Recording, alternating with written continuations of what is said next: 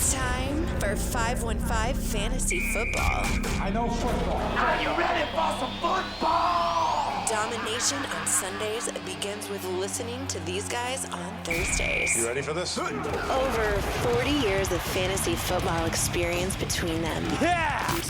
One is a proud veteran of the United States Marine Corps, husband and father, entering his 19th year of fantasy competition. Brian Eikenberry. The other, also a proud husband and father, is one of the winningest fantasy minds in the state. Celebrating 25 years of excellence, Andy Hall. Let's get the game on! It's showtime.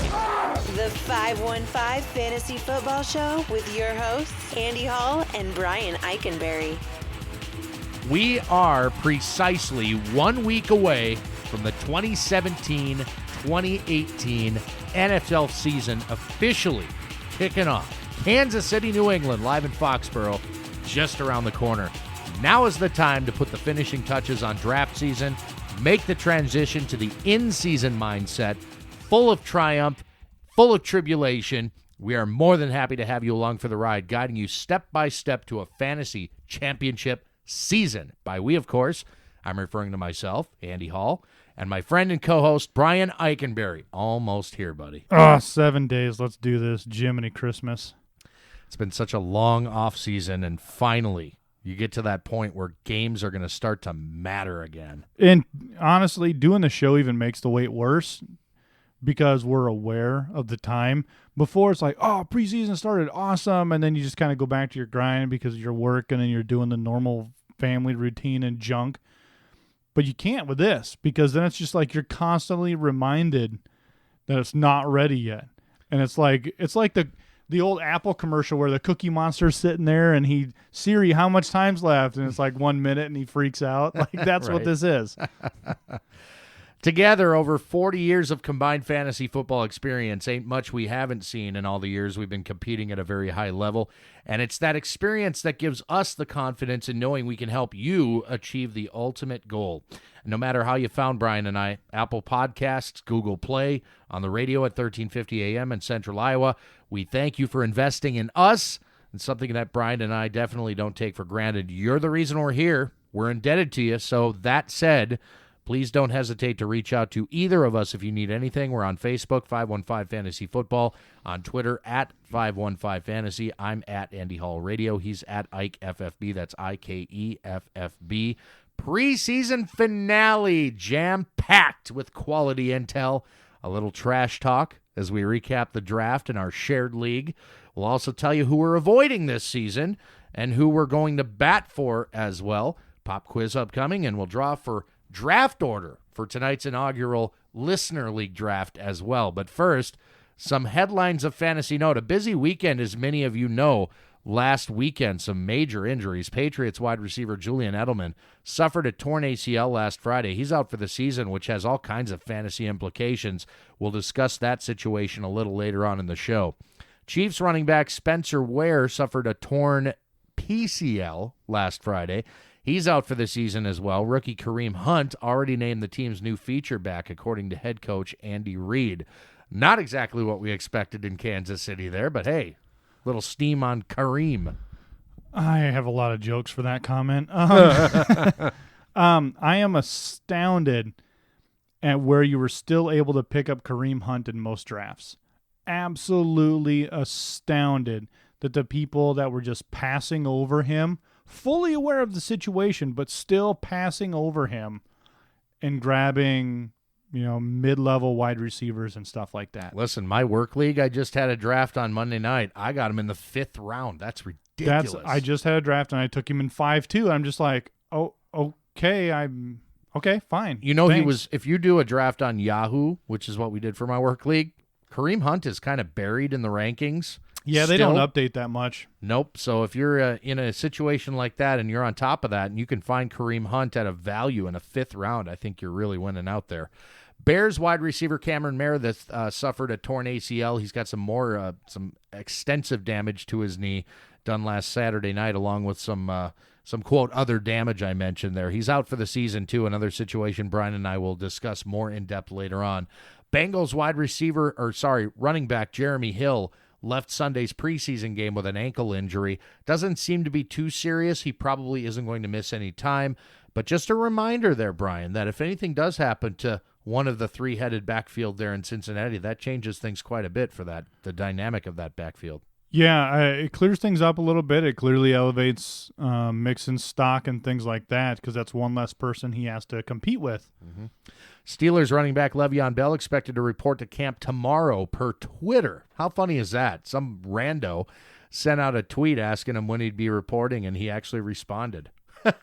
Ridiculous, Friday, right? September 1st, yeah. Yeah, don't worry, boys. I'll be there. Exactly. Giants head coach Ben McAdoo expressed some hope that wide receiver Odell Beckham will be ready for action week 1 versus the Cowboys. Of course, he's dealing with that ankle injury after a pretty nasty hit he took against Cleveland in last week's preseason games.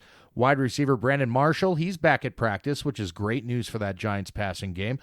A Jets beat writer has suggested the team are fielding potential trade offers for running back Matt Forte. What are your thoughts on this? Who's so desperate they're going to trade for 55-year-old Matt Forte? Here's what I think. They're going to shop him. Nobody's going to be interested. Cut. He might be cut. Cut. Yeah. Yeah, that would be great news if you drafted Bilal Powell. Indeed. Ravens head coach John Harbaugh insists that quarterback Joe Flacco will be ready for action week 1, and that's good news because I think without Joe Flacco, that offense is probably lost. Colts head coach Chuck Pagano not being very forthcoming about Andrew Luck's status for week 1. I don't think he's going to play, Brian, and I don't know how much longer it's going to be after week 1.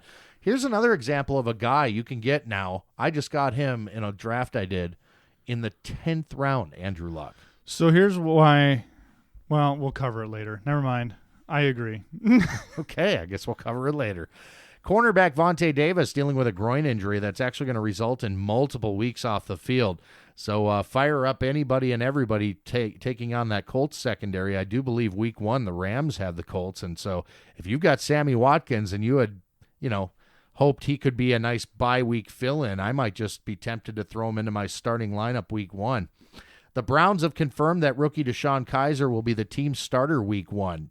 How do you see DeShone Kizer this season, Brian? Is he anybody you want to invest in? It's somebody to put on your radar. I don't expect it to be crazy, but it's definitely just worth watching. I mean, it's not like he's going to throw for 4,000 yards. It's not going to happen. Right. He's going to be last year's Dak Prescott.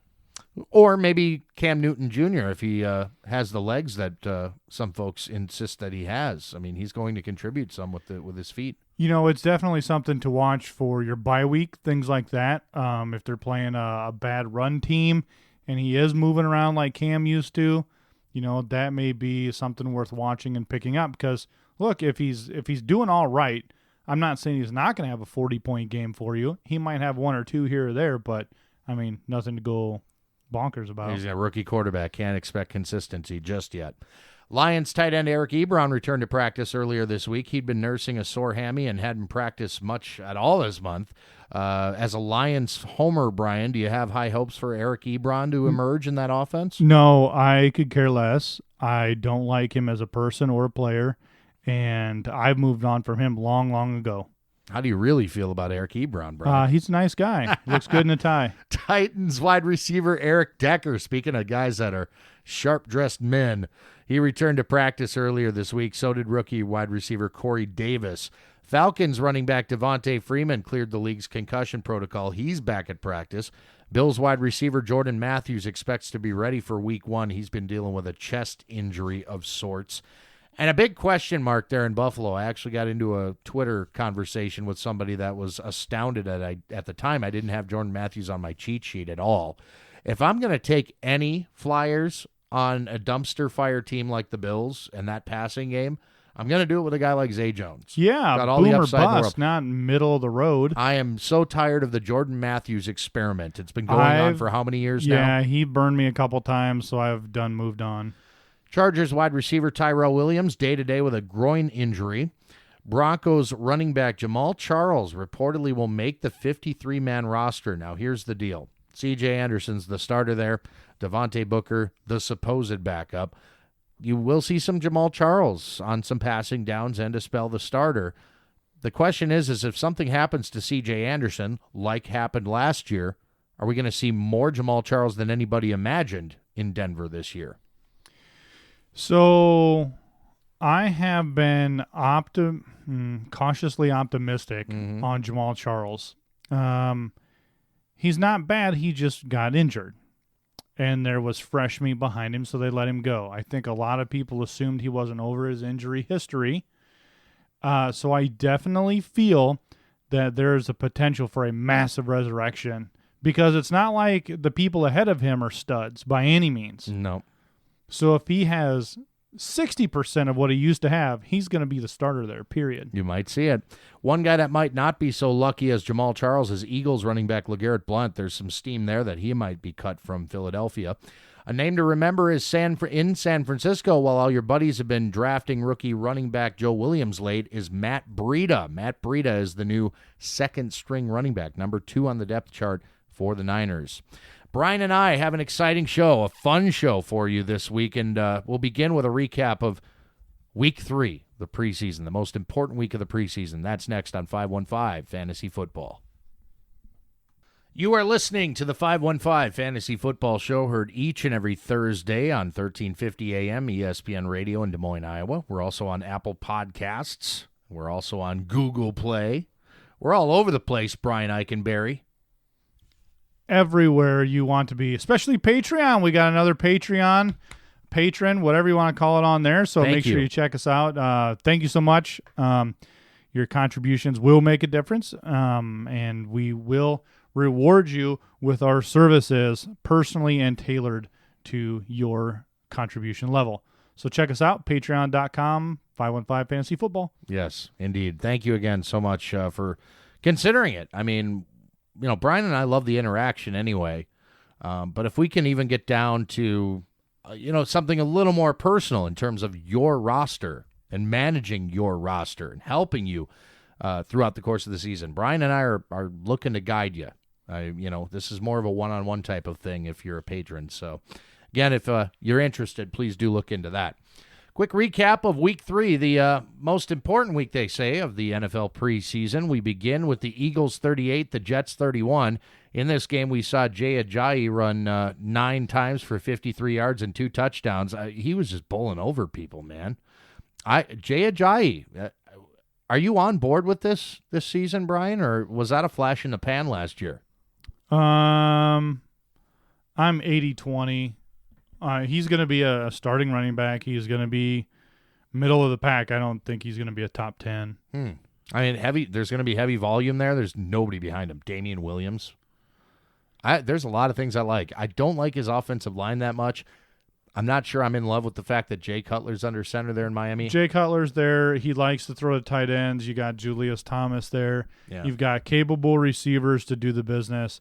I think the defense isn't great. I think they play from behind, and that's what it's going to come down to. Game script, sure. Devontae Parker, 2 receptions, 78 yards, along of 72. For the Eagles, Alshon Jeffrey got involved, 2 catches, 35 yards, and a touchdown. Torrey Smith, a 50-yard receiving touchdown. No clarity in that backfield whatsoever. I am steering clear if I can help it at all. Maybe in a PPR league I'll stick my neck out for somebody like Darren Sproles, but that's about it. Panthers 24, Jags 23. Cam Newton 2 of 2, 21 yards and a touchdown. Kelvin Benjamin 4 receptions, 36 yards, a touchdown. And Jonathan Stewart 5 carries for 39 yards. Cam Newton only 2 passes throughout the entire preseason. Brian, is that enough to get him ready for the regular season? What are they hiding is my question. What are they? Because preseason, you don't have to disclose injuries. Nope. What are they hiding? All right. That's interesting that you say that. I hadn't considered it, but... you bet. Well, how do you throw 2 passes? That's the dumbest thing I've ever heard. Only 2. That's it. That's dumb. Blake Bortles, 12 of 16, 125 yards, a touchdown, and a pick. He did look better, admittedly, this week than he did last. Allen Robinson, couple of catches for 50 yards, along of 37. Patriots 30, Lions 28. In this game, Tom Brady, 12 of 15, 174 yards, 2 touchdowns, and a pick. We saw Chris Hogan catch a couple of touchdown passes. One of them was absolutely pretty. And we saw Mike Gillislee get some more action this week. 8 carries, 38 yards, and a touchdown. Again, it's going to be anybody's guess as to who ends up benefiting the most from the loss of Julian Edelman. And that backfield, man, it is going to be week to week, is it not, in New England? That's why I didn't draft anybody. I know. It's so hard to trust any of them unless you're getting a bargain late. Matthew Stafford, 15 of 22, 190 yards, 2 touchdowns, a pick. Marvin Jones, the forgotten man there in Detroit, scored a touchdown through the air. We watched Amir Abdullah get some extensive carries, 13 of them, in fact, for 60 yards. Seahawks 26, Chiefs 13 in this game. Kareem Hunt, 9 carries, 39 yards, now named the feature back following the Spencer Ware injury. On the Seahawks side, Russell Wilson, 13 of 19, 200 yards, a touchdown. Not really much else to report, but at least Wilson looked relatively sharp in this game. On to Dallas, the Cowboys 24, Raiders 20. Dak Prescott, 11 of 14, 113 yards and a touchdown. Jason Witten on the receiving end, 6 catches, 74 yards and a score. Saw Ezekiel Elliott actually get some carries in this game, 6 carries, 18 yards. By the way, that appeal process began earlier this week and is expected to drag on through the end of this week, and I'm not sure we're going to get any kind of an answer. Maybe by tomorrow, maybe by Friday. What do you think, Brian? I mean, you have to imagine that the league is going to want it out there. Jerry Jones is going to want it all to be decided before the beginning of the season. The last thing they want is this thing to start to draw out more. So I would expect to hear something. I don't think it'll be before. I think it'll be Tuesday when everyone comes back to work. Can you imagine a scenario in which they allow him to play because they're still working things out? So he's actually able to play they have week to. 1? I mean, if it's not decided, he'll be able to play week 1 against the Giants. Then they could say, oh, look, you're going to be suspended weeks 2 through whatever it would be, 8 or 9 then, because their bye week is 7. If you're a Zeke owner, do you want that kind of a tease that he plays in week 1 and then you lose him for 6 weeks or whatever? No. Or would you rather just have him take it 1 through whatever and then he has their bye week, and I think following the bye week would just get it over, because if the later it goes in the season, the bigger a risk you run. That baby could come down right when you're trying to make a playoff push. That's what I'm afraid of right there. Cardinals 24, Falcons 14. Carson Palmer, 8 of 13, 86 yards and a touchdown. John Brown, couple of catches for 49 yards and a couple of touchdowns. That sickle cell trait that's been keeping him out of practice and out of game action didn't seem to bother him last weekend, Brian. Well, it's a stamina issue, so he always starts strong and then kind of tapers off as the season goes. Yeah, and hopefully, I mean, if any more injuries crop up for John Brown, it's a long road to recovery, as we know with the sickle cell trait. Nothing to report on the Falcons side, unfortunately. Would love to tell you something there, but there really wasn't much to tell you. Same goes with the Ravens 13, the Bills 9. I'm glad I didn't watch this game, to be quite honest with you. Looking at the box score, I don't see anything really to report on the Ravens or the Bills side. Giants 32, Jets 31. Who knew this could be an interesting game to watch? Eli Manning, 7 of 14, 121 yards and an interception. You know, he's just not looking solid this year. I've watched a little Eli Manning, Brian, and maybe even going back to late last year, man. What is wrong with Eli Manning? I was so on board with drafting him this year as your second to last pick because no one was going to do it. And I begrudgingly took him in a 2-quarterback league just because. But, man, he looks like garbage. Yeah, I'm also not impressed with Paul Perkins. 6 carries, 33 yards. Nothing really to write home about there. In fact, when you watch Orleans Darkwa run in the touchdown for the Giants, that's got to be cause for concern. That's going to piss you off. Yeah, no doubt. I mean, if it's going to be him, because we don't know what Perkins' role is going to be down deep. Maybe they do bring in Orleans Darkwa, and maybe he becomes the John Kuhn of the New York Giants. And, yeah, I mean, if you're a Perkins owner, you're not going to be very, very thrilled with that. On the Jets side, Bryce Petty, 15 of 18, 250 yards, 3 touchdowns. Does that not sound like a guy who wants to be the starting quarterback? He hungry. So what do? They name Josh McCown the starting quarterback. Psych. It's because the Jets don't want to win, let's face it. Bilal Powell, 7 carries, 32 yards. He also chipped in 4 catches for 110 yards and a touchdown. I'm convinced at this point that Bilal Powell is going to lead the Jets in receptions this year. I think Bilal Powell may be able to account for 60% of all offense on the Jets. Yeah, well, he might be a quarterback at some point. Yeah, they might just direct snap it to him and let him do what he wants. Wildcat. Well, it's more than just Wildcat at that point, isn't it? Crazy Wildcat. Crazy. Thundercat. Maybe that's a Thundercat offense. Thundercat. Brian, that's Thundercat good. Offense. You know what? They should pay you for coming up with ideas like that. I should be. They really should compensate you for that.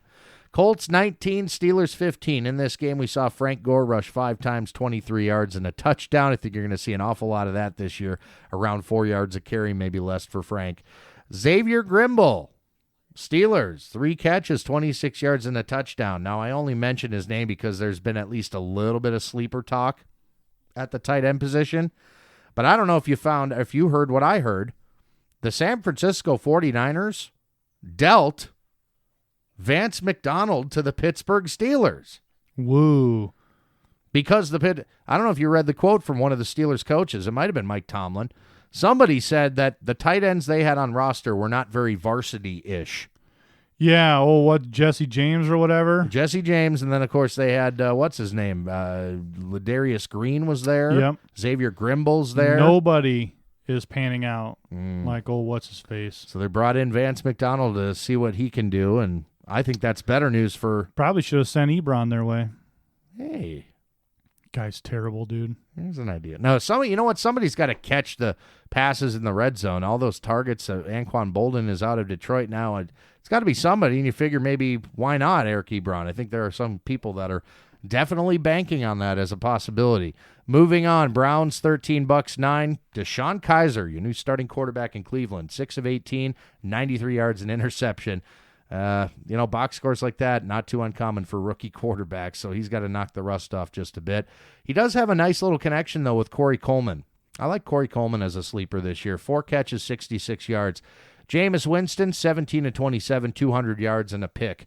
But this is a guy I'm looking at as, knocking on the door of top 5 at the quarterback position this year. And so as long as he can limit the turnovers, I think Jameis Winston's a worthwhile conversation to be had in the top-tier quarterbacks.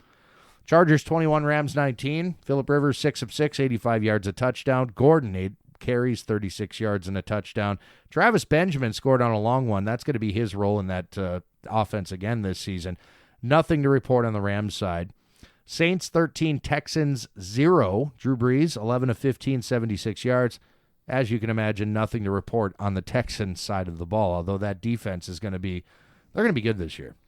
I don't make light of a natural disaster situation. However, I think that will make the team play angry for the citizens of Houston and all this stuff, and it'll be something to watch. We saw what happened in New Orleans when the floods happened back in 2009. No question about it. They played for the city.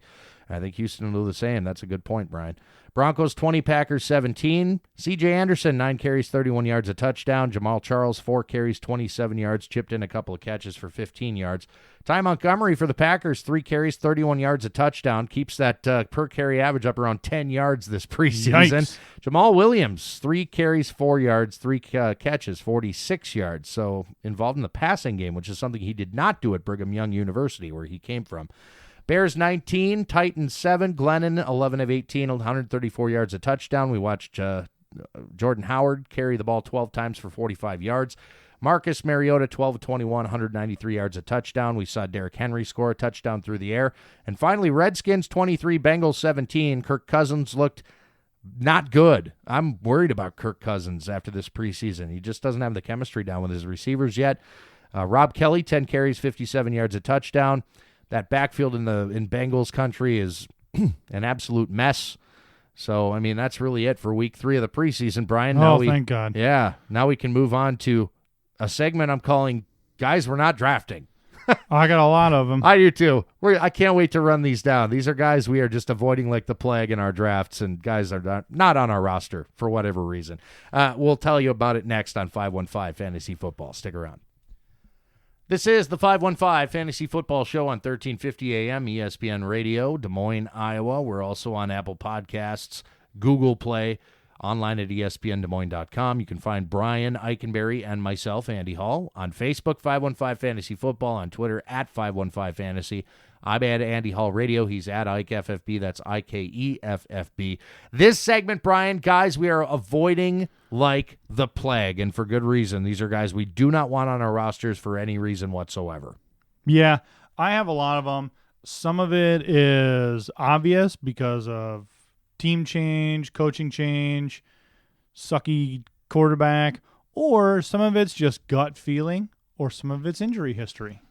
So we'll start at the quarterback position, okay? Do you have any quarterbacks to tell me about? Andrew Luck.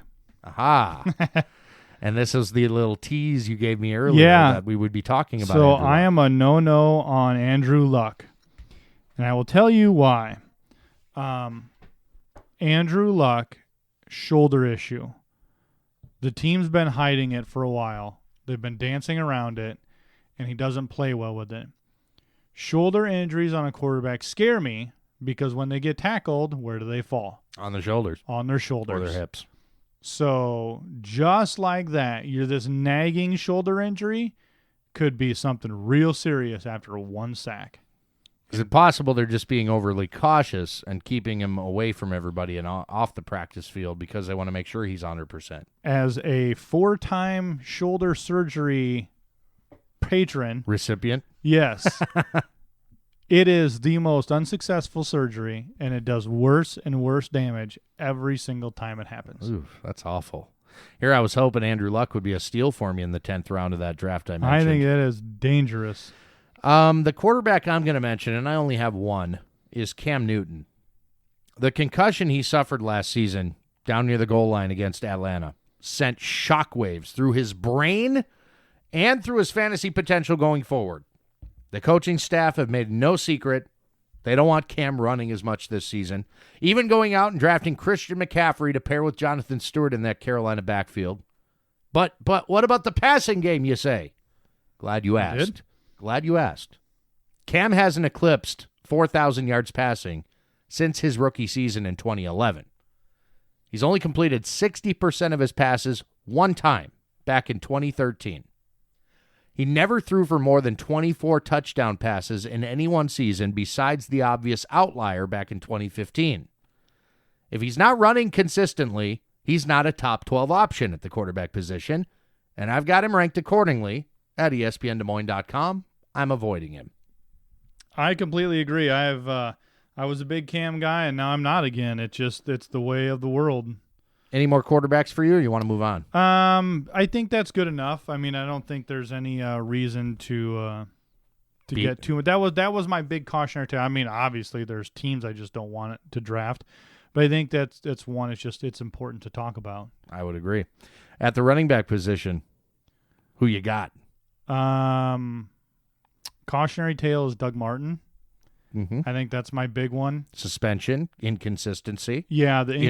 Inconsistency part is what scares me. God, I could literally see him being non-existent this year. Sure. What if Jacquizz Rodgers comes out and did what he did last year? I was saying did exactly what he did last year. Why don't the coaching staff just hand him the job? And why didn't they? I don't know. It's a good question. Why didn't they? I wonder if all of his guaranteed money's already paid out, something like that. Who knows? All right, so Doug Martin. I'm going to go LeGarrette Blount. Yeah, I thought he was going to get cut. It's become painfully obvious over the course of 4 weeks of preseason that Blount in Philly won't resemble the Blount we saw score 20 times for the Patriots back in 2016. He looks slow.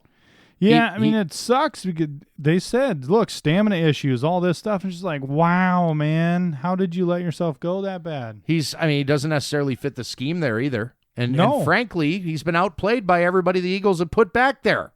You heard it in the headlines. He may not even make the team. Avoid. Not worth rostering. Certainly not at his current ADP, Brian. Somebody's spending 7th-round pick on LeGarrette Blount. That's insane. Yep, that's why I'm saying. No soup for you. Avoid him. Anybody else at the running back? Anybody in Seattle? Yeah. God, when they just said Eddie Lacy's a starter, it's like, what? You're stealing my thunder.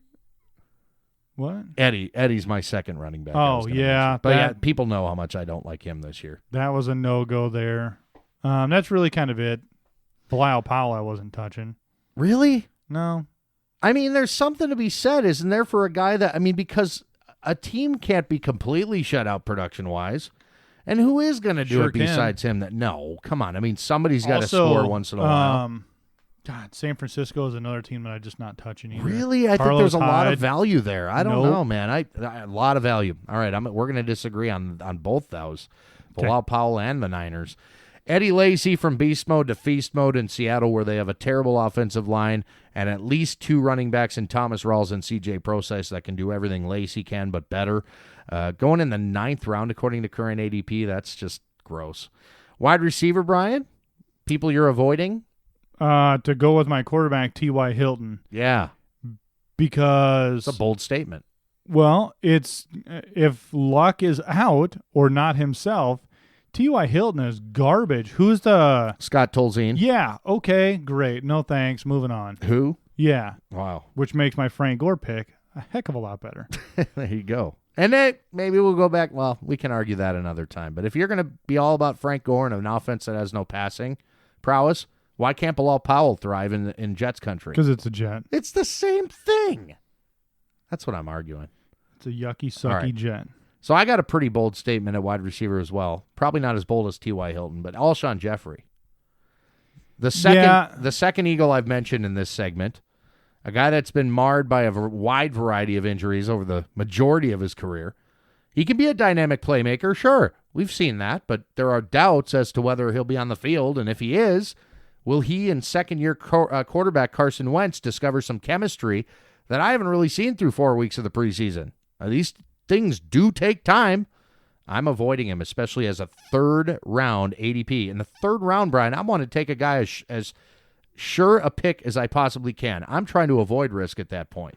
Alshon Jeffrey has risk all written all over. Yeah, that's a good one. Alshon Jeffrey, definitely. Another one for me, Larry Fitzgerald. Wow. Larry Fitz, man, I think last year was his swan song. I mean, he had some really breakout games that were massive. Oh, big. And then there were games where there were crickets. Mm-hmm. So I think you're going to see more crickets than more fireworks. Wink, wink. I like it. So I think that's where that's going with Larry Fitzgerald. Willie Snead is my final wide receiver, a guy I actually had earmarked as a potential sleeper for 2017 going into the preseason. It became clear as day to me, though, as I watched New Orleans Saints preseason football, that Snead's the slot guy. Nothing more. That's what he is. And the Saints run 2 wide receiver sets far more often than 3.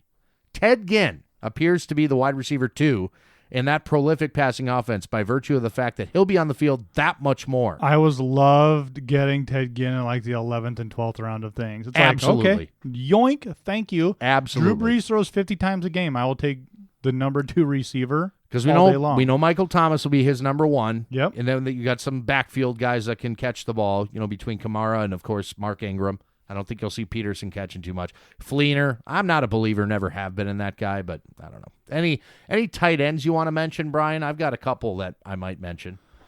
Ebron, I guess. There you go. That's my guy. I'm hating on for a while. He's never been a productive tight end, period. And I watch his stuff, and because I watch the Lions stuff, and the guy, he doesn't practice. He just does not practice. Talking about practice. Yeah. All right. Tyler Eifert. I just can't with this guy. We've seen the ceiling, 13 touchdowns just a couple short years ago, but you know what? I don't care. Jordan Reed, I guess, would be another good one for me. Yeah, well, the risk is there. I probably interrupted your reasoning behind that. Eifert. With Eifert, he can't stay healthy, same as Jordan Reed. There are now more mouths to feed in Cincy. I can do better than you, Tyler. It's not me, it's you. Hunter Henry's another one I want to mention real quick. As much as I loved his production in 2016 as a rookie, the fact remains Antonio Gates still on roster. And as long as that's the case, you can do better than a one-sided shared custody case featuring a guy on the verge of making NFL history. Henry takes a back seat again until Gates is long gone. And he's not yet. I just realized that the Fantasy Football League we're going to draft tonight has a tight end spot, so I'm done talking. This is a terrible segment. I can't believe I got you to actually contribute. This is terrible. Why did we even do this? Who's the last name I'm going to mention at tight end? Who do I hate more than anybody at Jared tight end? Cook. Jared Cook. Need I say more? Don't draft Jared Cook. I'd rather have Waldorf or whatever that guy's name is in Oakland. Isn't that his name? Waltrip? Waltrip? Something. Daryl Waltrip? That'll be a write-in. There's no sticker for that guy. Probably not. Brian and I are going to break down our shared leagues draft, which was held last weekend. Brian's got all kinds of things to say about the way I drafted my team. Yeah, you're going to be the Rob. Can't wait. to fight my position next on 515 Fantasy Football. 515 Fantasy Football Show. Heard each and every Thursday on 1350 AM ESPN Radio, Des Moines, Iowa. I'm Andy Hall. That's Brian Eikenberry. You can also get our show on Apple Podcasts and on Google Play. We're on Patreon if you're interested in contributing to the show that way and getting some cool perks out of the deal. You get lots of cool rewards. We're on Facebook, 515 Fantasy Football. Invite you to like us there. We're on Twitter, at 515 Fantasy. I'm at Andy Hall Radio. He's at Ike FFB, IKEFFB. Anything else? What am I missing? I think that's it.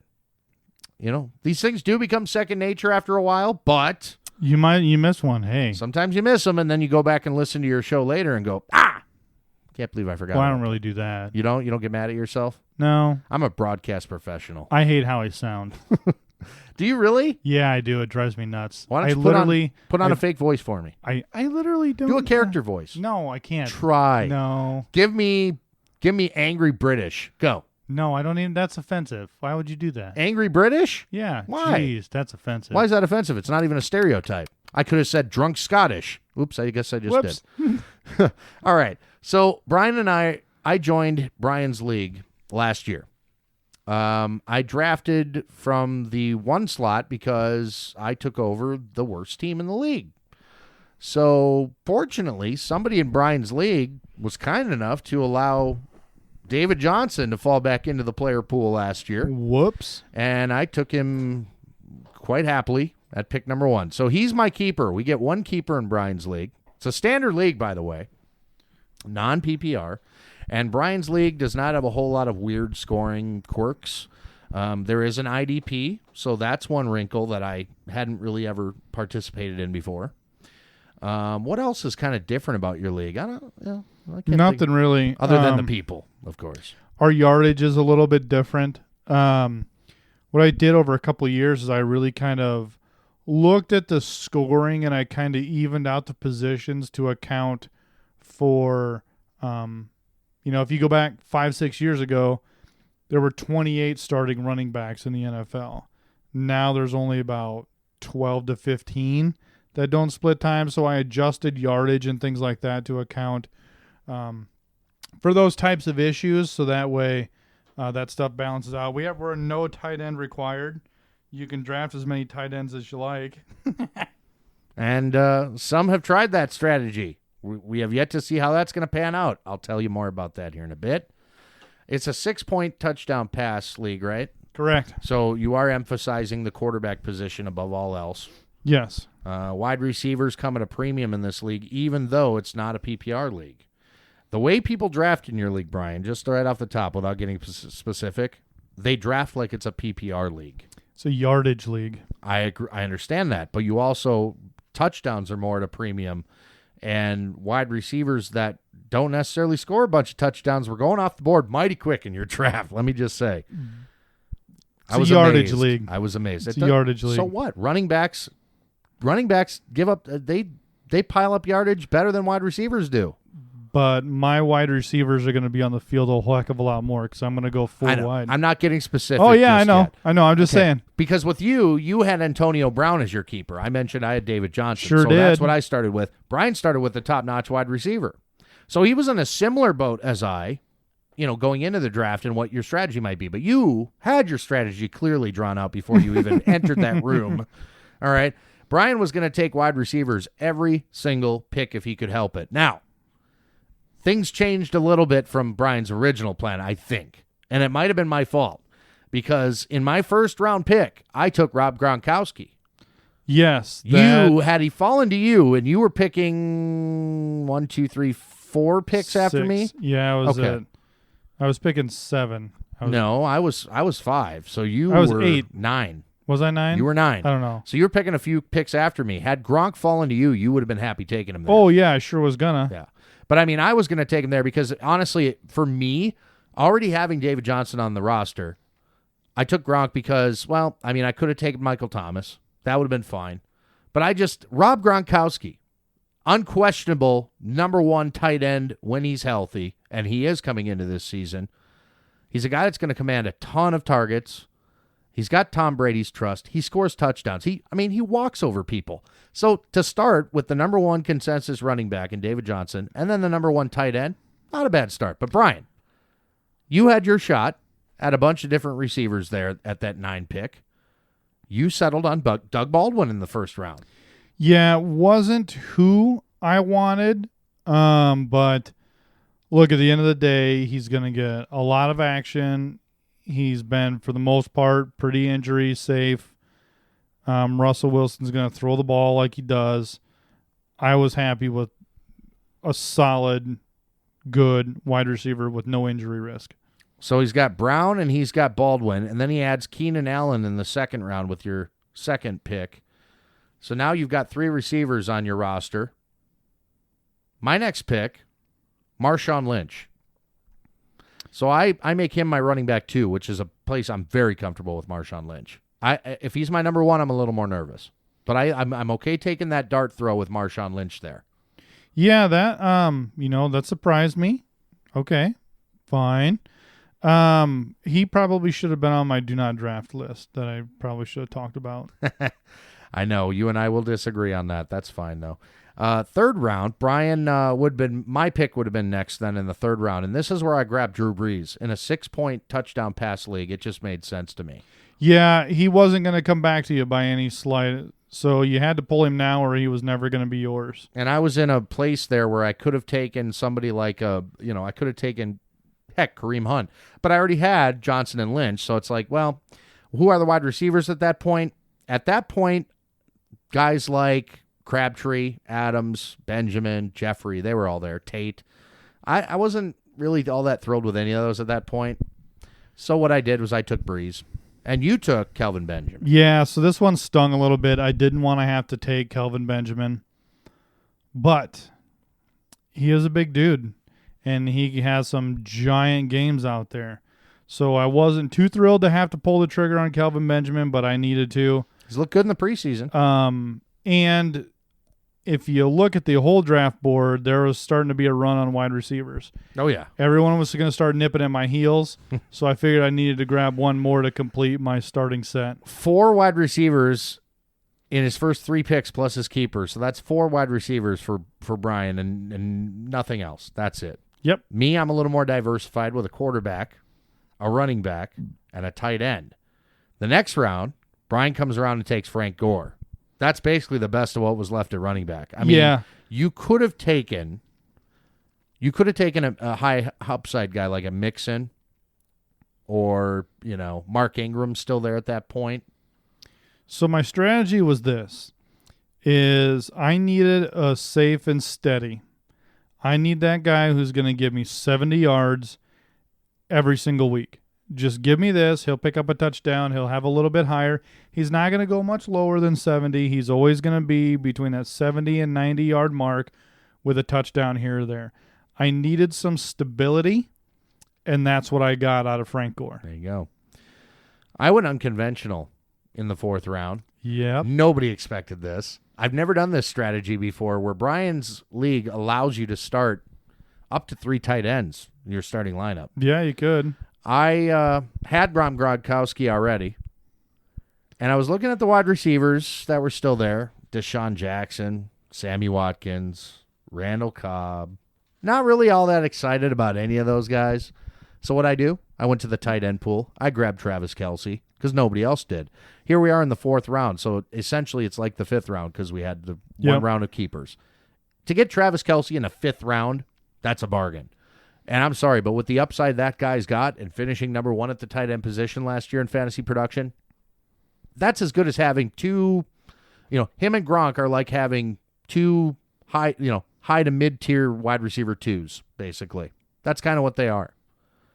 I'm totally better cool. hope. I'm totally cool with that, man. So, I this was different for me. So I tried Travis Kelce. I've got Gronk. They're both going to be in my starting lineup. No question. 21 personnel. That's what I should rename my team.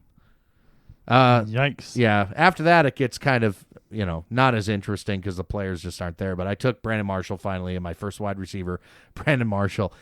Brian gets Jeremy Maclin, so he goes wide receiver again. How many did you end up with total, by the way? 7 wide receivers, 7. I think. Hold on, let me count. Not a PPR league, folks.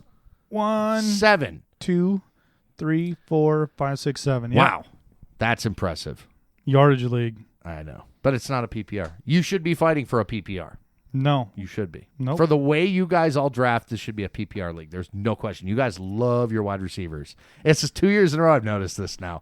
So what I do, just unconventional. I zig, you zag. That's what I do. We'll see what happens. Yep, doing the opposite of what everybody else is doing. So we will see how it goes, and I will keep you abreast of how things are going for me this How much time we season. got left in this segment? 10 seconds. Love So, you. the pop quiz is coming your way here in just a bit. 3 of Fantasy's toughest questions, rapid fire fashion at Brian. You'll hear him next on 515 Fantasy Football on 1350 AM ESPN Radio.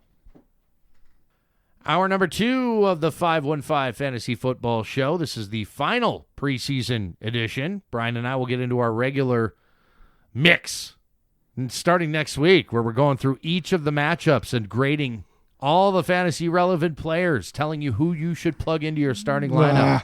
I know, back into the grind again, my friend. Looking forward to it, though, not going to lie.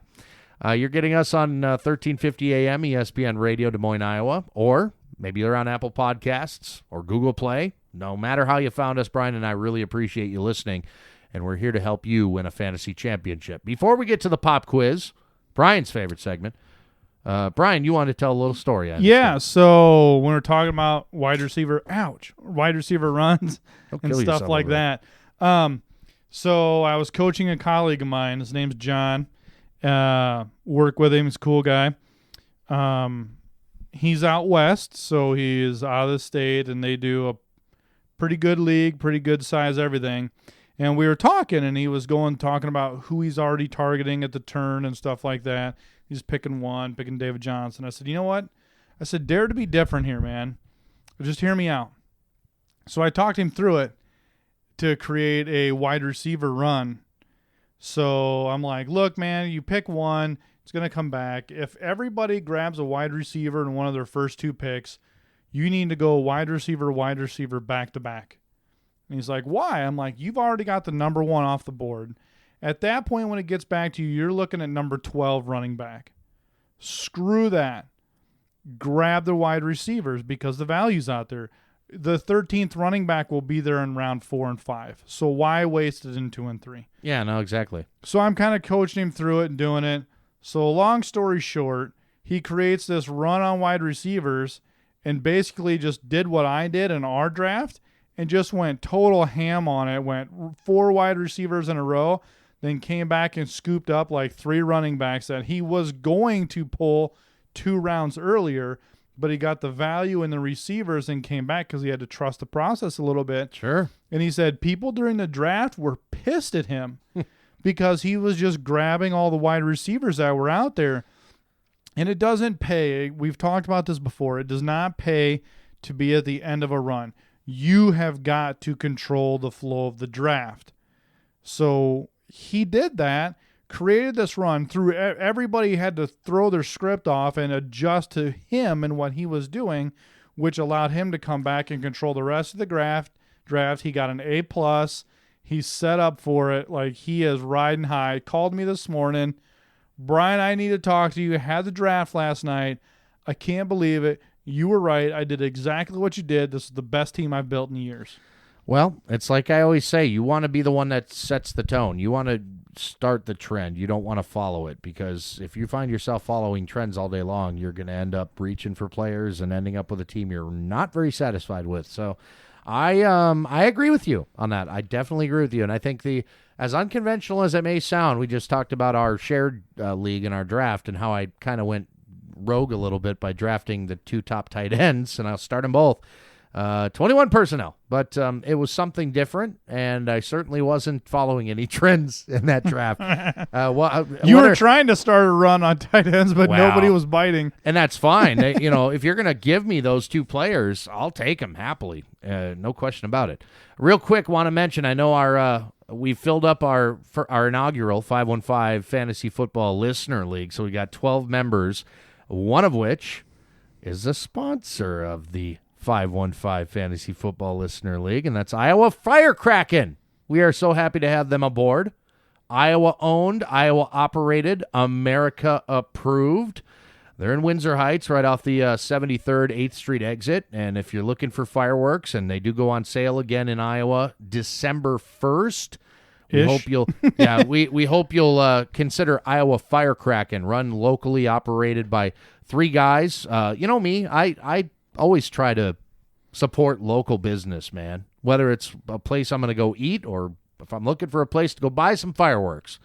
Iowa Firecrackin'. They are online at firecrackin.com, on Twitter at iFirecrackin', and on Facebook as well, Iowa Firecrackin'. Windsor Heights, their location. We're happy to have them on board as the sponsor of our inaugural Listener League. We're going to draw 4 draft slots for tonight's draft near the end of this show. But first, Brian, pop quiz time. You ready?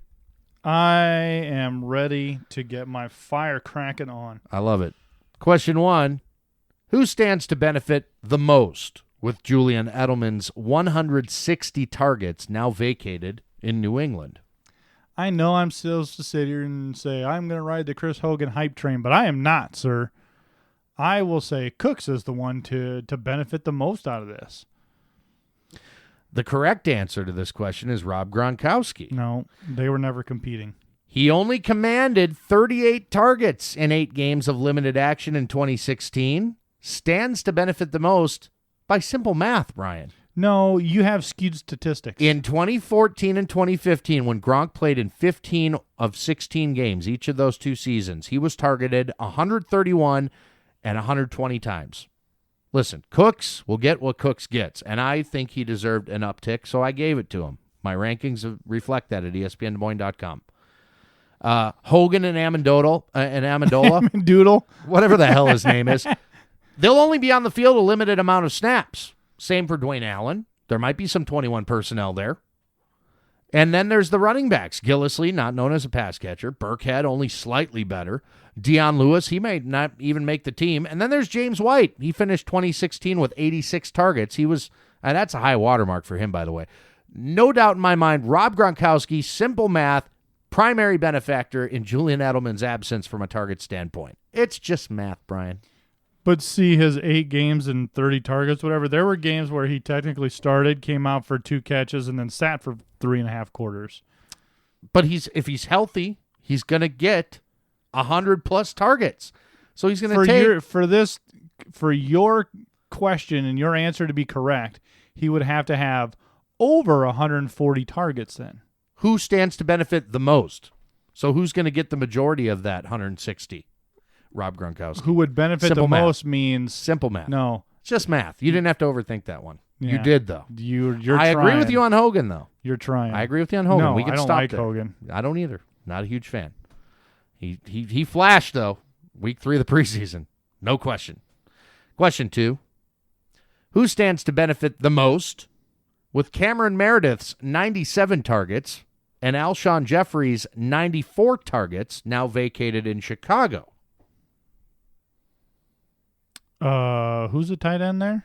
That would be Zach Miller. Zach Miller's going to benefit like a boss. It's a decent answer. Rookie quarterback, tight end, best friend, winner. That's not a bad answer. I might have considered that, but I'm going with Kevin White, Nah. who was targeted 7 times, 6 times, 10 times, and 9 times in the first 4 games of 2016 for the Bears.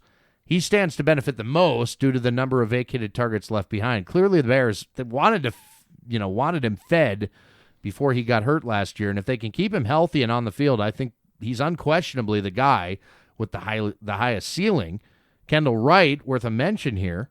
Zach Miller, absolutely worth a mention. But nothing more than speculative late-round ads in deeper leagues. Now, who will actually benefit from the absences of Jeffrey via free agency and Meredith via season-ending injury? Running back Jordan Howard, that's who. Not known for his pass-catching prowess, but he'll be leaned on even more now. I expect his workload to skyrocket. He may even surpass Ezekiel Elliott's incredible 322 carries in 2016. What do you think of that? I definitely think it's a possibility, but God, that team is not going to be good. They're awful. There's no doubt. Question 3. Steelers running back Le'Veon Bell. He's expected to report to camp for the first time this preseason tomorrow. For many, he's the second overall pick in fantasy drafts. Considering the time he's missed thus far and the amount of catching up to do he's got, is your level of concern on Le'Veon Bell A, none, B, some, or C, a lot? I'm going to go with A, none. Look, the guy's not stupid. He's on his own training program. The worst thing he could do would be to show up out of shape because, oh man, Tomlin would just rail him in a heartbeat. It would not be good for his future contracts at all. So I am not concerned. The answer is A, none. Remember, Bell missed the first 3 games of 2016 due to suspension, stepped right in Game 4, rushed 18 times for 144 yards, an average of 8 yards per carry. He also caught 5 passes for 38 yards in that game. Now, granted, he didn't reach the end zone, which, if you remember, Brian, that was cause for concern all the way to Week 10. Between Weeks 4 and 10, Le'Veon Bell did not score a touchdown.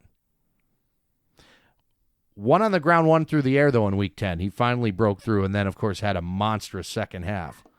I'm not worried about his conditioning, as you alluded to. He already knows the offense. Concern, if any, comes via factors we simply cannot predict, like touchdown opportunities. Le'Veon Bell will be just fine. I agree. I would not hesitate to take him. Brian and I talked about who we're avoiding earlier in the show. The next segment are going to be players we're going to bat for. We're going to fight it out in the next segment, see who's on whose bandwagon, put it on tape. It's the 515 Fantasy Football Show on 1350 AM ESPN Radio. The 515 Fantasy Football Show on 1350 AM ESPN Radio, Des Moines, Iowa, on Google Play, on Apple Podcasts. If you're going old school, that's iTunes and Stitcher. Boom. Andy Hall, Brian Eikenberry. Hi. Next segment, since Brian and I already covered people we're avoiding like the plague, now players we are ready to go to bat for. These are guys we find ourselves drafting quite a bit because we believe. We believe. I believe. Brian and I disagree on a Yeah, lot this of players. is not going to work out. No, it's going to be fun. I'm looking forward to it. And you know what? People, real quick, Oh, geez. when people come up to me He's looking out the window and they want to talk about fantasy football, I'm watching the squirrels. They want to talk about fantasy football and they want to talk about the show and they like the show and they like our chemistry. They like the fact that you and I disagree a lot. Understatement. It is, I mean, yes. And the fact that we are still friends, question mark, At the end of every Asterisk. week, is probably the funnest part, honestly. So it is cutting through, Brian, I will have you know. Yeah, well, there's no fun in think tanks, just bobbleheads. You get a lot of that, though, in this industry. Yes. Oh, God, it's terrible. Yeah. The whole point is to converse and supply listeners with diverse thoughts so they can make their own educated opinion. The whole point is for them not to just go along and do everything we say. We want to give you different viewpoints on what's going to happen, and you decide what you want to do. I want to be challenged. Unless you're a Patreon contributor, then I'll tell you what to do. Yeah, there you go. But you paid for it. That's right. Now, I'll fight you all day long. You want to try to fight the merits of Jordan freaking Matthews on Twitter, I will destroy that argument. And I did.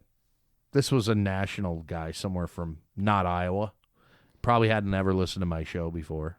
Our show before. Silly monkey. Listen to me. All right, so guys, we're going to bat for. Okay. Let's start at the quarterback position. I'll start this time. And I'm going to hopefully not steal your thunder here. Matthew Stafford. Oh, you suck, dude. No, I Were wasn't. you going to put him on your list? I was thinking about it, but then I was like, no. I mean, he's just. I got a he's just couple that others. good. You go ahead and take. No, well, I was you saying can he's have got 27 million reasons. Well, he's not the highest paid player in the NFL history. Bazam. Yeah. You had to. But let's look at it here. He is going to throw 40,000 yards. Hell yeah. Wow. I think that's Warren Moon right there. That's a career for Warren Moon. He's going to throw for 4,000 yards. He's going to have 30 to 30. I think he's going to have between 35 and 40 touchdowns That's a lot. this year. That's high end. He's done so much in the last 2 years under Jim Caldwell and ball management. Need I remind you that the Lions were 9-4, and he was one of the top 3 quarterbacks in the league until he broke his index finger on his throwing hand. Then he went down, as expected. But he was through 13 games. He was 9-4, one of the top 3 quarterbacks in the league. He broke his finger. Now he's back. Same coach, same everything. More offense, added more weapons, got a little bit better of offensive line. Now, the knock on it is Taylor Decker, the left tackle, is out for 8 games. At least he's out 2 months. That's my worry. That's his blind side. Yep. I mean, he's finished QB 14, QB 10, and QB 7 past 3 seasons. And the QB 7 probably would have been higher. It would have totally have been higher. By the way, he's done this without Megatron. Yep. Okay. Averaging over 4,200 yards passing and 26 touchdowns, not to mention a couple rushing scores over that span as well. Matthew Stafford, I'm going to bat for him. Every day in every way. Since we collaborated on that one, how about Phillip Rivers? So he's another intriguing prospect. God, this sucks. I don't want to agree with you anymore. Phillip Rivers, ho-hum, boring old Phillip Rivers, right? Who doesn't turn the ball over that much and is getting his number 1 wide receiver back. Over his last 9 seasons, he's averaging nearly 4,400 passing yards and 30 touchdowns per season. Ho-hum. That's over a 9-year span. That's incredible. And you're right, Keenan Allen back in the mix. You bet. Tyrell Williams is a playmaker.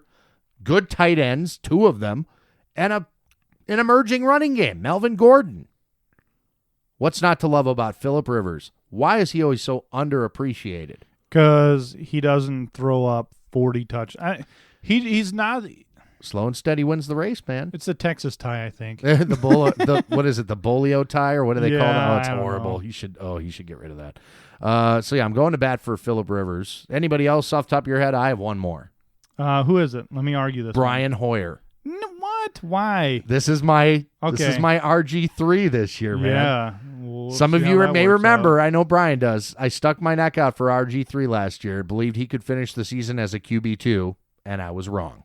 This year, I believe I have a stronger candidate in Brian Hoyer. And he's barely being drafted by anybody in 2017. Look, we've seen what he's capable of. In limited action last season, just 4 games before he got hurt, threw for an average of over 329 yards per game, a total of 6 passing touchdowns with 0 INT. And oh, by the way, he did that with the freaking Bears last year. Brian Hoyer. I have him currently ranked at number 19 at the quarterback position. That makes him a solid QB2 for your fantasy squad. Yeah, I You don't think like that's that at all. a terrible call. Good Lord. Maybe on a bye week if the matchup's there, but golly. I like it. I like that Kyle Shanahan offense. I like the weapons that are around him. People, for some reason, they're really down on San Fran, but that is going to be a high-volume passing offense this year, my it's a friend. terrible team. Running backs you want to go to bat for? I know one that we're going to disagree on for sure. Sure. I will go with one I was very happy to draft in a lot of my drafts because you could get him very late, and he's a starting running back. Any idea who that? Terrence West. Amir Abdullah. Oh, Amir Abdullah. I know I'm going straight douchey on this one, but Fanboy. here's my backup. Lions added TJ Lang and Rick Wagner. They were the top guard and top tackle on the market that are the best run blockers. I'm telling you, if you drafted Abdullah, you're going to be very happy come week 1. Very happy between the 20s. Then Matthew Stafford throws for touchdowns. And I will tell you that if you drafted Theo Riddick, you are in for a bad surprise. I would agree. We haven't seen him at all. He's played a disappearing act this preseason. Amir Abdullah is a better Theo Riddick. Amir Abdullah catches passes. That's where he's the best. Theo Riddick was kept around over 2 seasons because Abdullah was hurt, not because he was good. I'm not hating him, but I'm not going out of my way to draft him either, Amir Abdullah. I love him. Marshawn Lynch. That's terrible. God. Brian and I, this is our biggest disagreement. This is dumb. I way. want as much Marshawn Lynch as I can get my hands on this That's season. terrible. I'm telling your wife. He is a volume play. My wife wouldn't care. Elite offensive line, Brian. that allowed the very average Latavius Murray to become a household name in 2016, scoring 12 touchdowns, okay? He's a year older, sure, but I'd argue a year fresher. We know he can catch passes. This Oakland team better than any Seahawks team he ever played with. Give me a reason why Marshawn Lynch can't work and Derek work Carr. well. Volume play, though. Derek Carr. Derek Carr, what? He's going to throw the ball. So what? 45 times a game. No. Game script, no way, man. Oakland's going to be out in front most Nope. games. They're going to have to salt games away. Oakland's a lot better than you're giving them credit for, Brian. That's a good squad this year, man. They were a playoff team last year. They don't have a good defense. They have an emerging defense with some real playmakers. Khalil Mack's one of the best in the game right now. Come on. Okay, Give the Raiders some credit. We'll see. Black hole, you with me or what? I should be Nope. an honorary Raiders fan for going to bat for Lord. Marshawn Lynch. All right. I want him on as many teams as I can get him. I'm going to go to bat for Ryan Matthews. Ooh. Who else is it gonna be? He's a free agent, pal. I mean, you better hope he gets signed. He's gonna go back to the Eagles, man. You think? I'm telling you. that is a possibility, That's but what I right think now, is gonna happen. right now he's a free agent. I think he's gonna go back to the Eagles. Injury concerns. Yeah, I think he's gonna go back to the Eagles. Okay. It's gonna happen, man. I'm not gonna draft It's him gonna anywhere. happen. He was gone because Blunt came in. Okay. Now they I know don't the think Blunt experiment's not working. It's not working. Smallwood's not going to work out. Well, you don't know that. All of a sudden, you're going to see Ryan Matthews emerge from the shadows. Week 2, week 3, he's going to get signed, and then he's going to slide right back in there, and he's going to be a boss. Or maybe he'll be a Jet. Who knows? Yeah, right? Jamal Williams, Green Bay. The Packers would love the 4th-round rookie to become the next Ahman Green. Next year. Maybe. Next year. Maybe, but I'm going to bat for the fact that Jamal Williams is a guy you should probably have in your roster. Ty Montgomery, he's speedy, he's quick. 10 yards a carry this preseason. That's great. He's also got the sickle cell trait. I don't like that so much. If he does pull a hammy, it's going to be a month before he's back on the field. Jamal Williams is going to get some volume this year, friends. We don't really have any time to go through wide receivers, tight ends, but I got a few names. Let's just throw some names out without reasoning. Who are you going to bat for at wide receiver? Good Lord. I mean, I'll throw out Emmanuel Sanders, underappreciated talent. Yeah, 100%. No matter who's throwing him the ball. Corey Coleman, you nodded your head when I mentioned him earlier in the show. Yeah, I've been a fan of him picking up in like round 12. Right. People just skip over him because he's a Brown, but He's a candidate for 150 targets. yeah, I think he's legit. I think he's got some playing time in there. Ted Ginn, we both agree on. Yeah, Decker's someone I'll go to bat for. Eric Decker for sure. Yep. He's someone I've liked. I think he brings a good veteran presence and some solid hands to help out Mariota there, and I think it adds another dimension that he's been missing. Agreed, completely. Tight ends, anybody come to mind?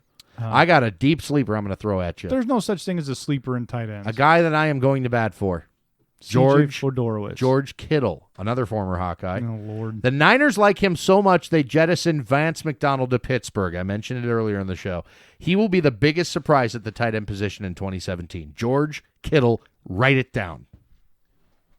That's Terrible. it. That's it. Next, the inaugural 515 Fantasy Football Listener League. Brian and I are drafting for draft order. The draft is tonight. You'll find out, folks, when you're drafting next on 515 Fantasy Football.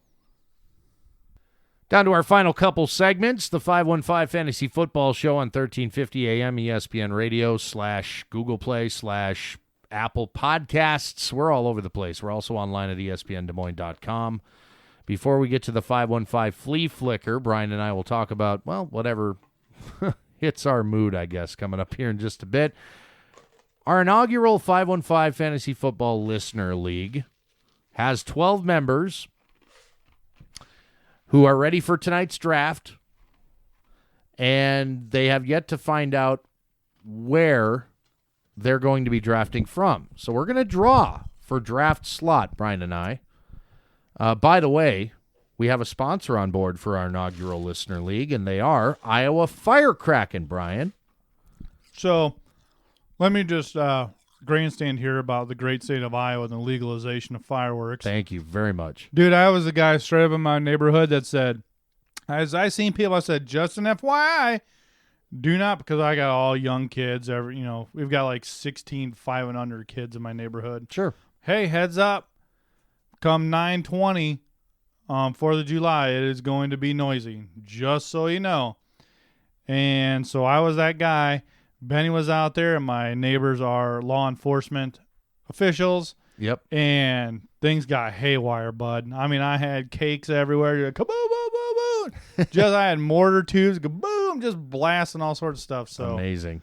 Iowa firecracking, baby. Welcome aboard. Welcome, welcome, welcome. Iowa owned, Iowa operated, America approved. Their location, kind of like us. Exactly like us. They're in Windsor Heights off of the 73rd Street / 8th Street exit. And fireworks sales can begin again December 1st. So mark that down on your calendar.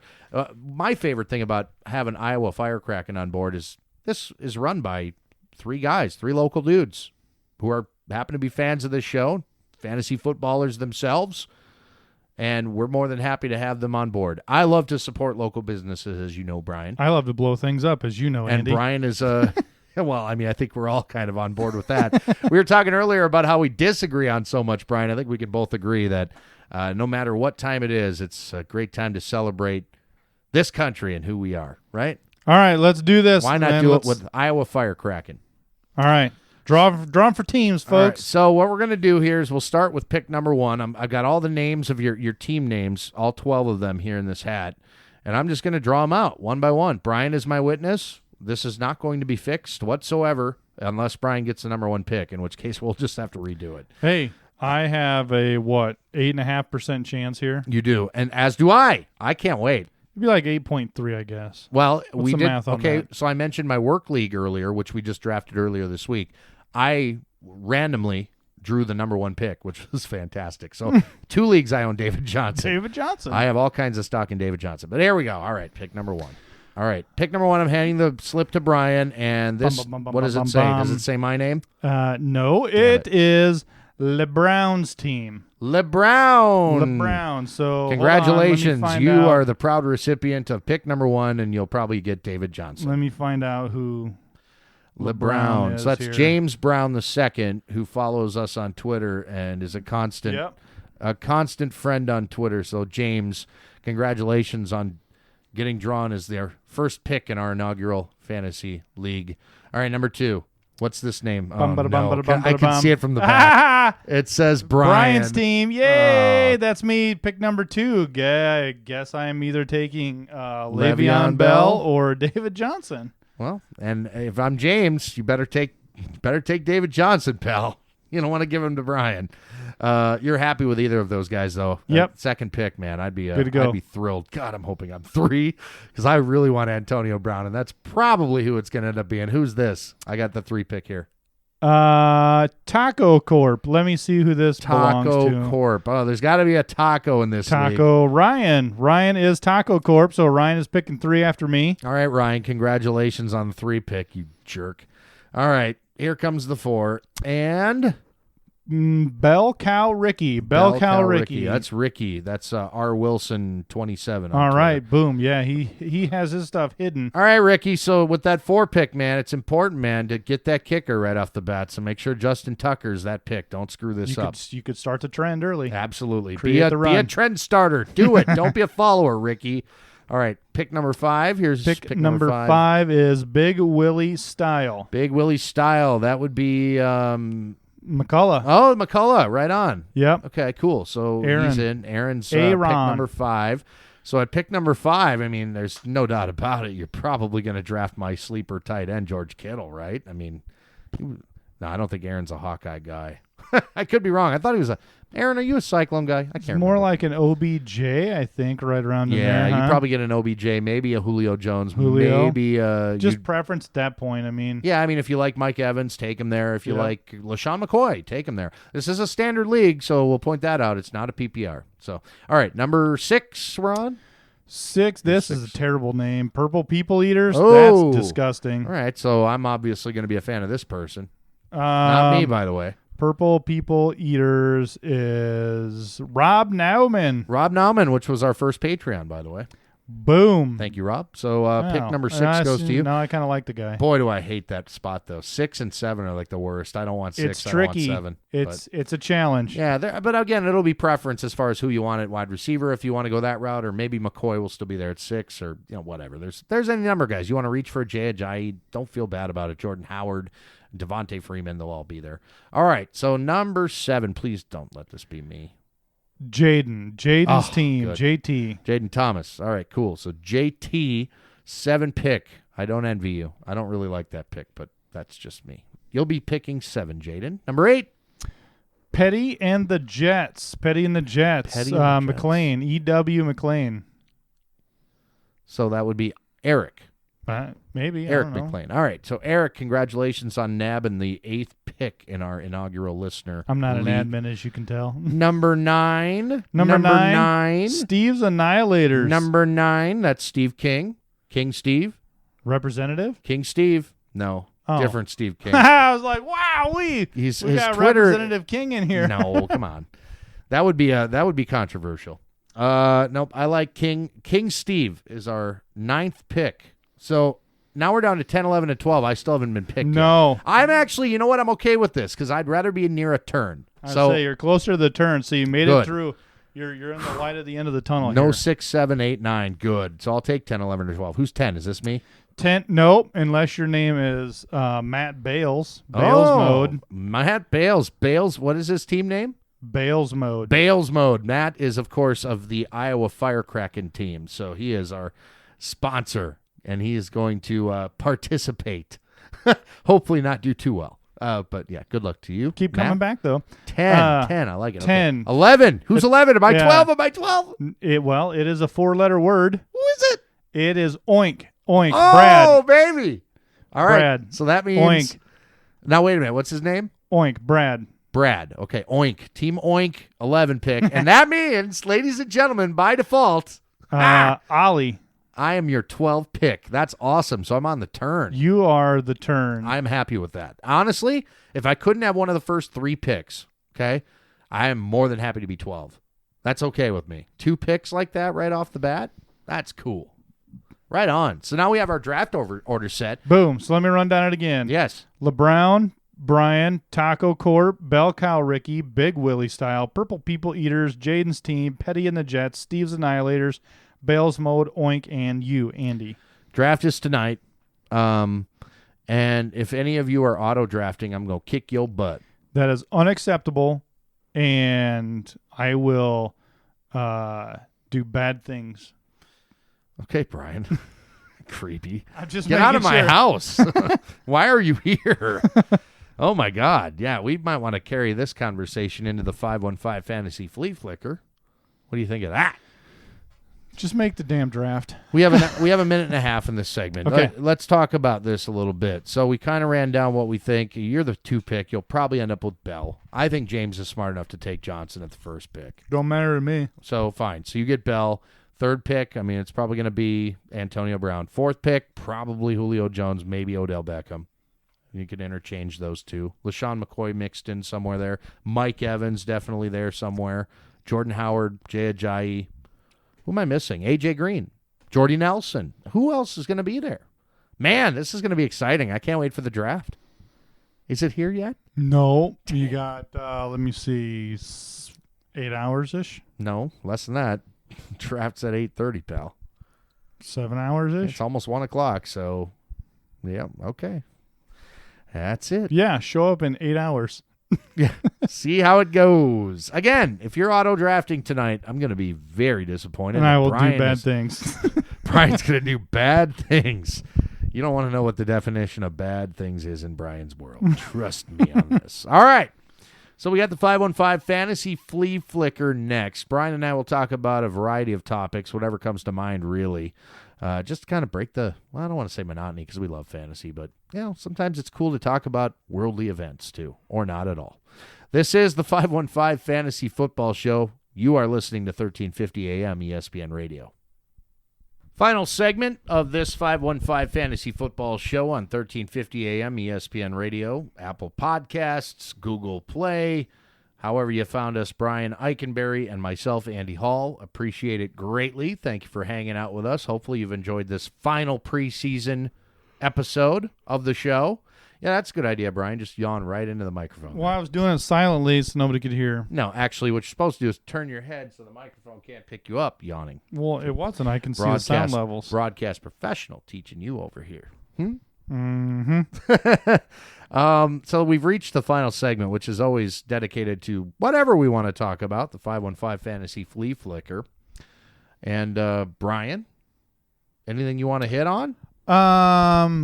The fight was kind of dumb. God, I hate boxing. It's so stupid. Well, it's kind of like, I don't know, it used to be a very serious sport. When it was just two heavyweights slugging it out, that was cool. But now, good Lord. So I was on the McGregor camp because I thought that was going to be cool, like hoping he'd just get in there and get lit up. And I will say this. If you look at it, McGregor won 1 through 3. Mayweather won 4 through 8. McGregor came back, won round 9. Or no, I'm sorry, he won round 8.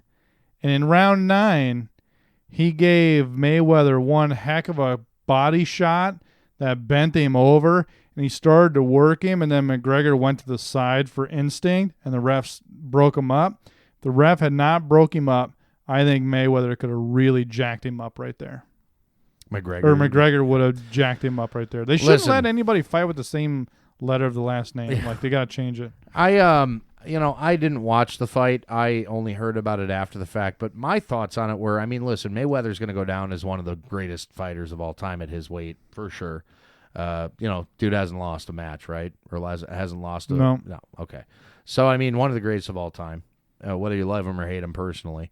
McGregor comes in as a guy who has no experience boxing. He's an MMA guy, So if people really expected him to win, they're insane. There was no way he was going to win that fight. Now, the way they ended it, okay? I don't think McGregor was done. I think McGregor was tired. Oh, he was tired, but I don't think... He's taking way worse beatings with the fight ever getting stopped, too. And I think you would think that the official would know that about him. So I did read a thing where it was the official's worst officiating night that he's ever had in his career. A lot of pressure. But I would say this. I bet there are backdoor contracts that say you will not embarrass McGregor. The fight will be stopped by the ref before it gets embarrassing. Because UFC has to protect their star as well. So I guarantee there's those little things in there like, look, if it starts getting out of hand and going and he gets him roped up a little bit, you just need to stop it, because the last thing we want to see is our star get knocked out through the ropes and just completely embarrassed. Pro wrestling, sports entertainment, gets knocked essentially by some for being quote-unquote fake, when in reality there's nothing fake about it. I mean... yes, some things are embellished, but, there's actually some physicality going on. There are injuries that really happen. How's that any different than what they're doing now with boxing? It's more sports entertainment than it is sport, is it not? Yeah, I was... why is it like this dichotomy? Like, why is boxing looked at as much more serious? Is it because of the history of the game? Or? It really is the history, and I will say that if it wasn't for... South America, Central America's infusion of talent into the sport, it would have been dead. As far as pro wrestling goes, and again, purists always laugh and snicker when I say pro wrestling, because in reality it's not pro wrestling, it's sports entertainment. I get that. We have WWE coming to town on Sunday, Wells Fargo Arena here in Des Moines, Iowa. In fact, my day job at the radio station at Laser, rock station, I get to interview a WWE diva. Oh. I get Sasha Banks, who, by the way... is a fantasy football fan? No. Is related, will you ask? Related to Snoop Dogg, though. Oh, good Lord. It's like her cousin or something. Great. I was like, wow, that's cool.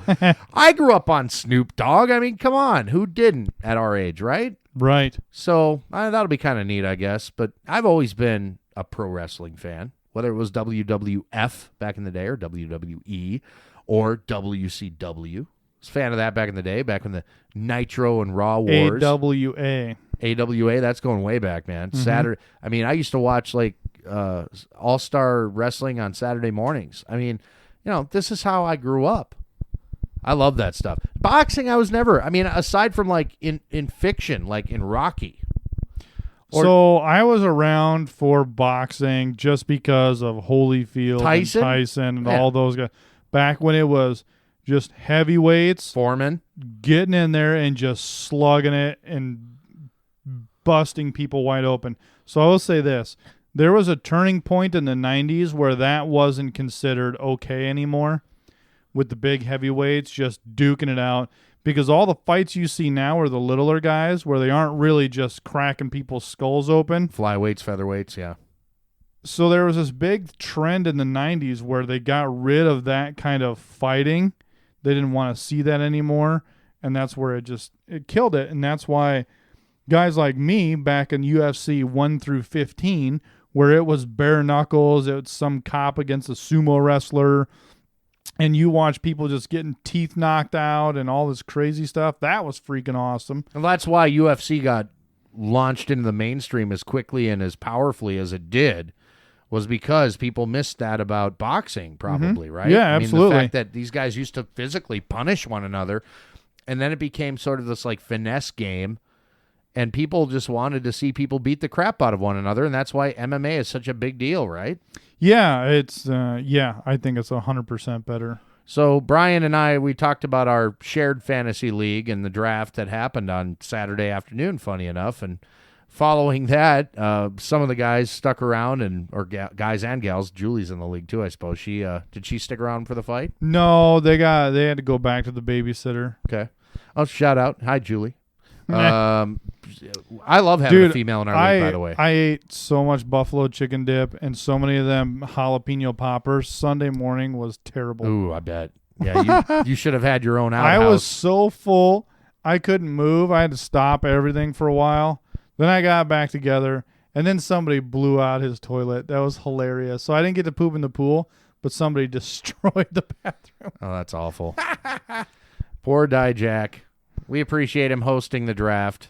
He's a good host. I like him a lot. I hope he got everything cleaned up before his wife and kids showed up the next morning. Oh, did they vacate the premises yeah, for a while? They left. They went up to her parents' house, Smart. So they came back, and, man, it was late. I left at like 12:30, and there were still 15 people or so there. We covered this on last week's episode when I brought Biff Hammer on as a special guest, and we talked about the romanticism of fantasy football and how it's lost on a generation of players who are now playing daily fantasy, and they're more interested in doing as many online mocks and online drafts as they possibly can. What's missing here is that component of actually getting everybody together on one day and one afternoon or evening, having some drinks, having a good time, cracking some jokes. I mean, nothing that we can repeat here in broadcast. Yeah. But that's what really I love the most about fantasy football, I think. And looking back at 25 years, that's the best of the best, is getting everybody together. Yeah, look, I mean, I've never had a situation where somebody who has experienced the live draft in our setup anyways goes, yeah, that was dumb. I would much rather just do this from home. That's not what it's about. But people do it all the time. But they do, and I get it. I mean, if there's long distances and stuff, it's old college friends. I get it. But, maybe we'll find a home for our listener league here next year, and we'll be able to do that and all this fun stuff. I had a couple people ask if it was going to be in person. We couldn't turn it around quick enough to make sure everybody could be available, first of all. That would have been a logistical nightmare on short notice.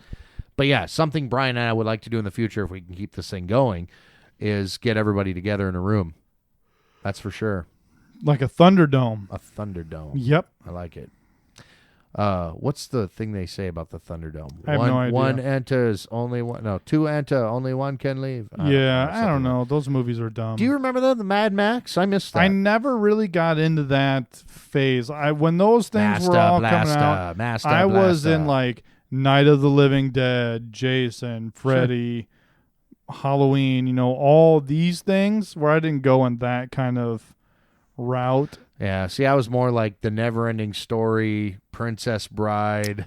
Yeah, I definitely grew up, and I grew up with an older brother who's about 12 to 14 years older than I am. There you have it. So when I was 6, Horror film. He was senior in high school, and it was bad news for me where I'm watching this stuff and then going to bed and having freaking Chucky nightmares until I'm 35. Glad I grew up on fantasy and sci-fi. Star Wars never gave me nightmares, but Dude, totally just booked a vacation for Disney World. Gonna go hit up the Star Tours and meet Chewbacca and all that stuff. Oh, didn't want to invite me to that one, I guess. No, someone's got to be back here to run the roost. You're right about that. Darn it, anyway, I want to go, though. That sounds like fun. Well, it's been a fun show, Brian. It's time to get to the grind. Week 1, next week. Everybody make sure to tune in, find out who we think you should start and why. That'll be next week's show. Until then, for Brian Eikenberry, I'm Andy Hall. This is the 515 Fantasy Football Show on 1350 AM ESPN Radio.